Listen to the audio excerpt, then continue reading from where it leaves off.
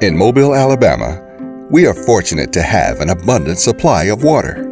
However, getting that water from the source into the homes and businesses is hard work and takes time, energy, and money. We hope to give you a behind-the-scenes look at the complexity of this process and the effort required to get water from our source to homes and businesses where it is used in our daily lives. There's a lot that goes into turning on the faucet and having good, clean water available.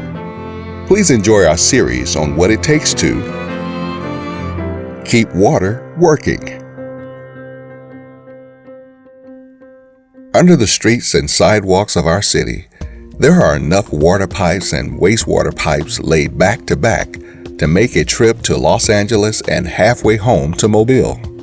Half of them are 50 or more years old, and if it is wastewater, the problems often multiply. To give an idea of what MAWS has to prepare for and deal with, wastewater contains hydrogen sulfide, which can erode concrete after constant exposure. The water system, and the wastewater system for that matter, goes back to a point in time when some of these earlier pipes were installed. We were actually riding horses in Mobile. And some of our water lines are more than 100 years old. And so we go back to the late 1800s when water lines and so forth were installed. And like anything else, they get old, they age, and they need to be renewed or replaced. For decades, we've patched pipelines and so forth, and like a tire, you can patch it once and that might be okay. You can patch it twice and you might still be okay, but by the time you patch it the third and fourth time, it loses its integrity and it loses its ability to provide you the service that it was intended, and ultimately it has to be replaced.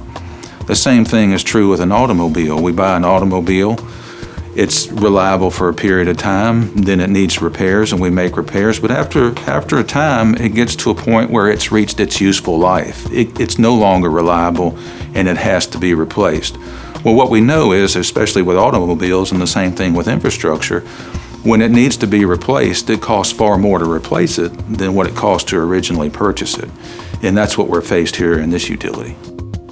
Technology for protecting and maintaining the delivery system infrastructure is very good and getting better.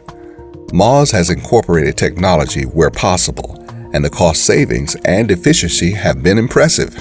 However, much of the current technology is not viable because some parts and pieces of the MAWS infrastructure have outlived their usefulness. You can only repair things for so long, and then you get to the point of having to actually replace that. And it is a challenge because you're digging up streets, which inconveniences people. It's very costly to replace that pipe.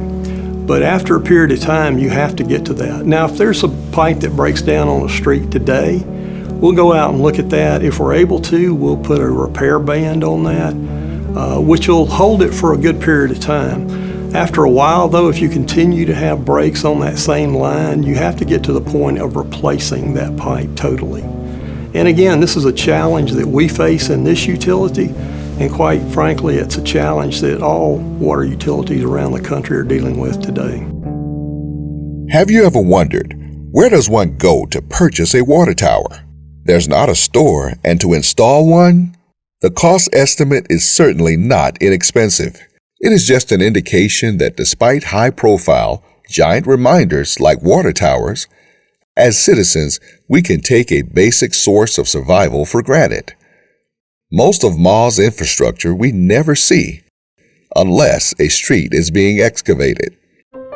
Next in our series, we will head to a place we don't often think about: MAWS wastewater treatment plants. For more information, please visit keepwaterworking.com.